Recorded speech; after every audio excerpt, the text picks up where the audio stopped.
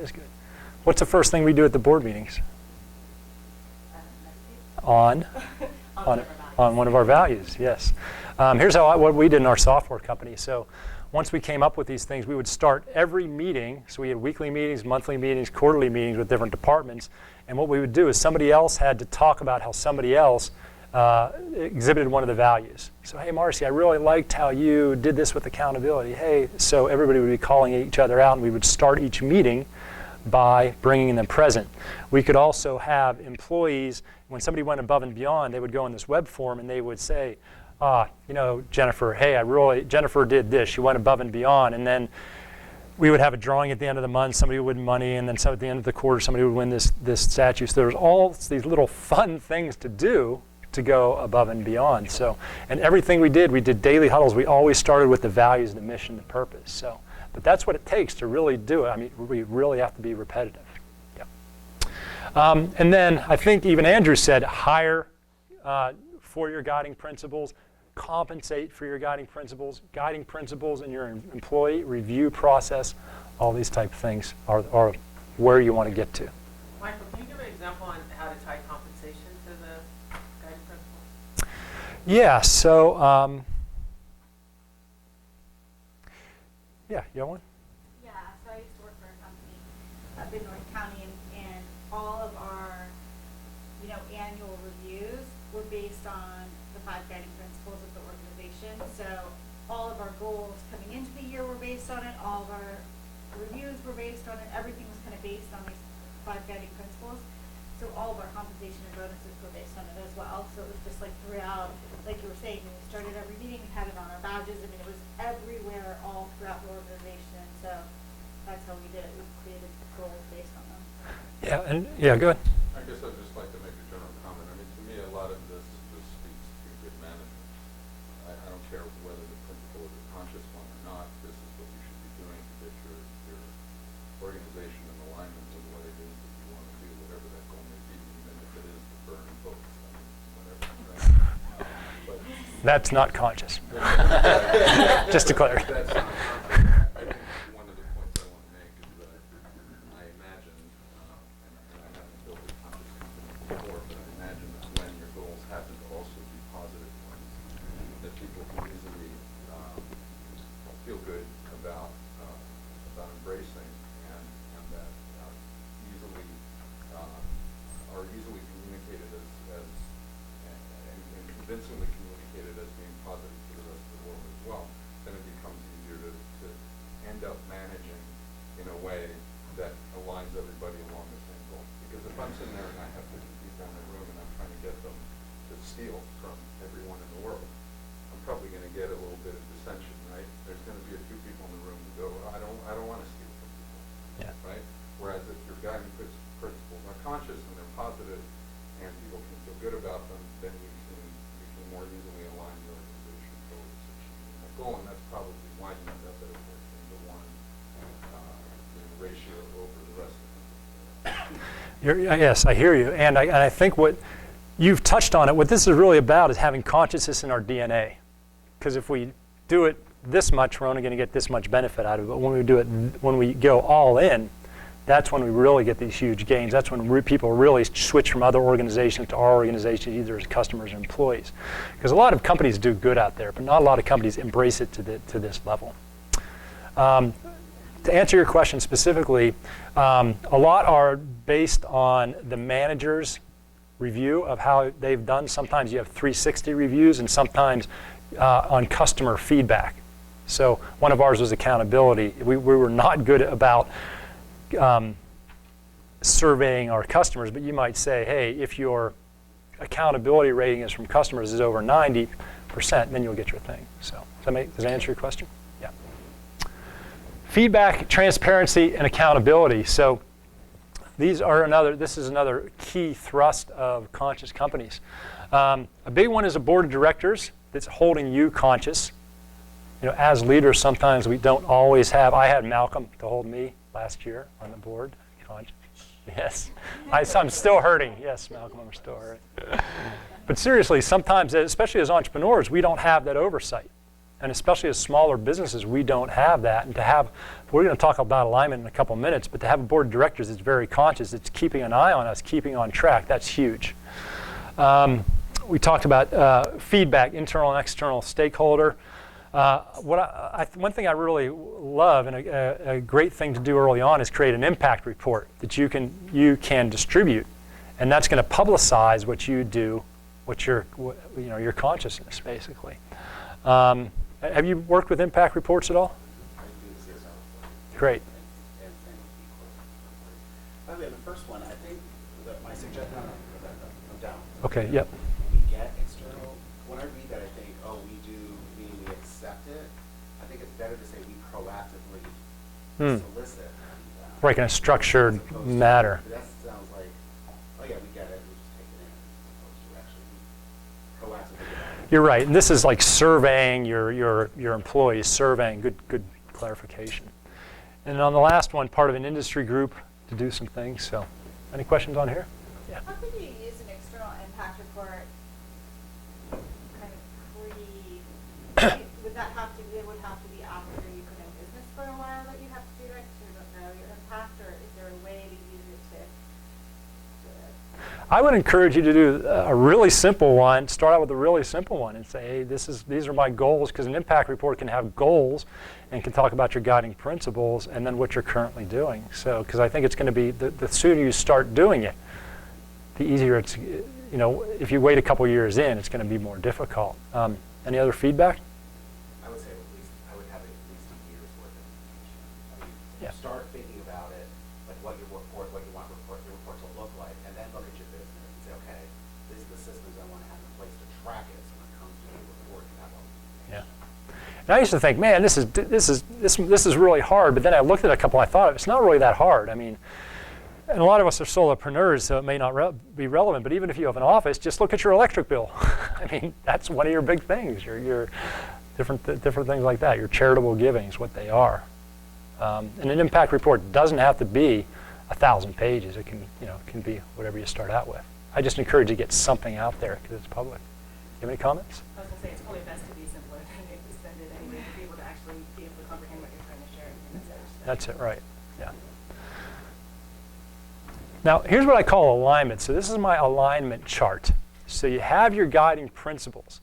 And I know one company in San Diego, they are really conscious except for their board of directors and their investors. So it's real, they're like, we want to do all this stuff, but it's not coming from the top down, it's tough for them. But that's some of the legacy that they had to deal with. Bless you.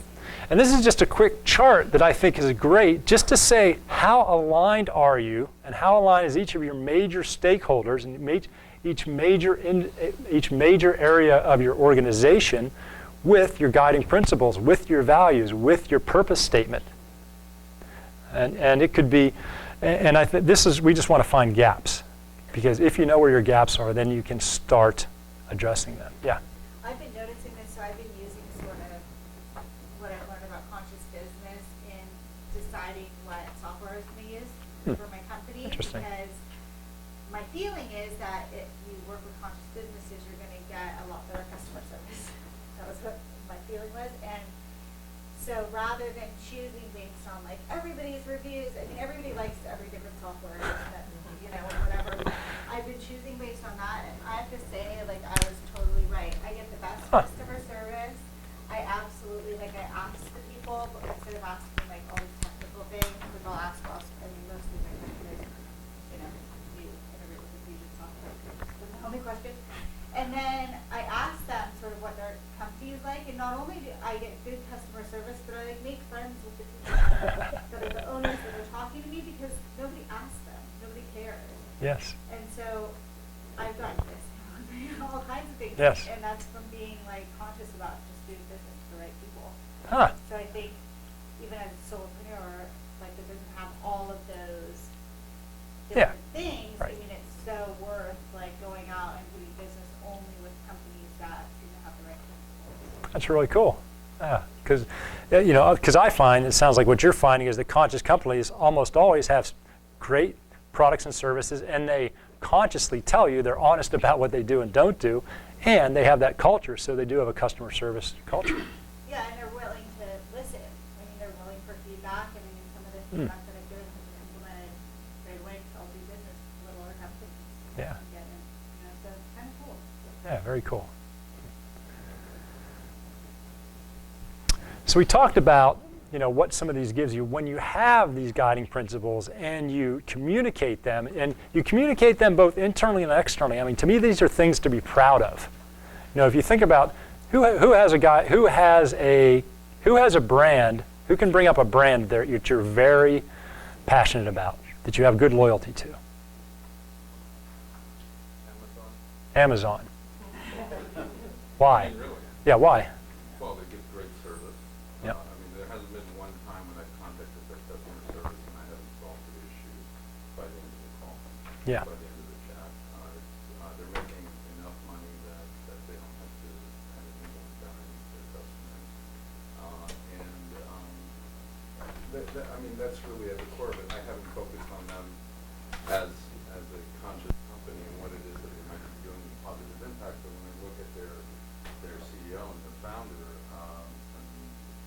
he's a visionary that has brought significant change to the world that we live in, generally for the better. Because when you just now, for example, I went to look at one of the books that you put up, and for the first time I saw that you can rent hardcover books on Amazon.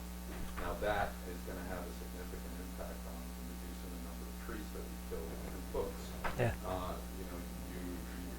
They actually support the secondary market of used books and used items directly on their commerce site, which is not really something that you would have seen happening 20 years ago. You wouldn't have seen someone sell something also help the people that are selling. That's a good point.